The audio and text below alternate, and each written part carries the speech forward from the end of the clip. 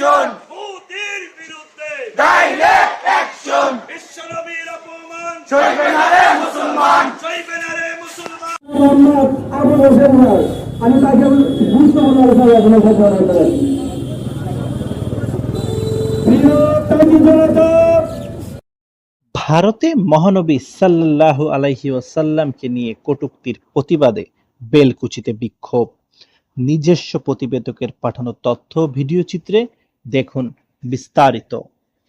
মুসলমানদের হৃদয়ের স্পন্দন প্রিয় নবী হযরত মুহাম্মদ সাল্লাল্লাহু আলাইহি ওয়াসাল্লামকে নিয়ে ভারতীয় পুরোহিতের কটূক্তি ও ধর্মীয় অনুভূতিতে আঘাতের প্রতিবাদে বেলকুচিতে বিক্ষোভ মিছিল সমাবেশ করেছে বেলকুচি উপজেলার ধর্মপ্রাণ মুসল্লিগণ।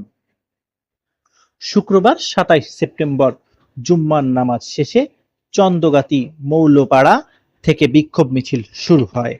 মিছিলটি মুকুন্দগাতি বাজার প্রদক্ষিণ করে যাত্রী ছাউনিতে গিয়ে ছাত্রদের সাথে মিলিত হয় এবং সেখানে সংক্ষিপ্ত সমাবেশ করা হয়।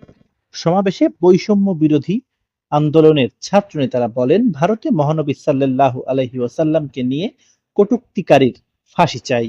আমাদের নবীকে অপমান মেনে নেব না। অতি দ্রুত কটূক্তিকারীদের গ্রেফতার করতে হবে। আজ আমরা প্রতিবাদ করছি, কাল দেশের প্রতি ধর্মপ্রাণ মুসলমান কটূক্তির প্রতিবাদ করবে। সরকারের কাছে দাবি জানিয়ে তারা বলেন, আপনারা ক্ষমতায় আছেন, আপনারা এখনো রাষ্ট্রীয়ভাবে নিন্দা প্রকাশ করেননি। ভারতের বিরুদ্ধে রাষ্ট্রীয় প্রতিবাদ জানাতে হবে।